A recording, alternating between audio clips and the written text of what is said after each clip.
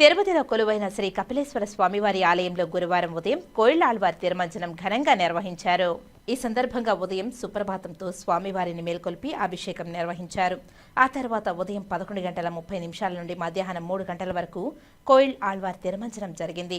ఈ సందర్భంగా గర్భాలయం, ధ్వజస్తంభం, ఉప ఆలయాలు, ఆలయ పరిసరాలను శుద్ధి చేశారు. ఈ కార్యక్రమంలో టీటీడీ డెప్యూటీ ఓ నాగరత్న, సూపరింటెండెంట్ కెపి చంద్రశేఖర్, ఆలయ అర్చకులు పాల్గొన్నారు.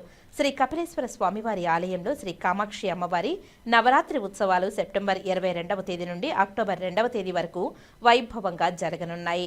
ఈ సందర్భంగా శ్రీ కామాక్షి అమ్మవారు ఒక్కో రోజు ఒక్కో అవతారంలో భక్తులకు దర్శనమివ్వనున్నారు. ఇందుకోసం ఆలయంలో విస్తృతంగా ఏర్పాట్లు జరుగుతున్నాయి.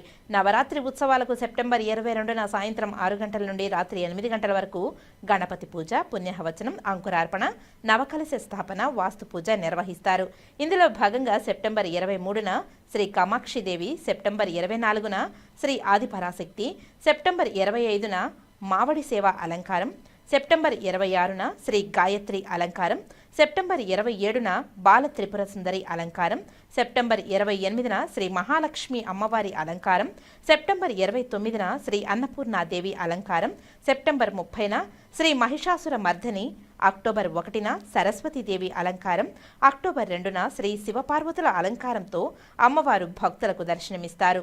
అక్టోబర్ 2న చివరి రోజు శ్రీ అభయహస్త ఆంజనేయ స్వామివారి ఆలయ ప్రాంగణంలో సాయంత్రం 6 గంటలకు పార్వేటి ఉత్సవం నిర్వహిస్తారు. ఈ సందర్భంగా టీటీడీ హిందూ ధర్మ ప్రచార పరిషత్, అన్నమాచార్య ప్రాజెక్టు ఆధ్వర్యంలో భక్తి సంగీతం, దేవి భాగవతంపై పురాణ ప్రవచనం, లలితా సహస్రనామ పారాయణం కార్యక్రమాలు నిర్వహిస్తారు.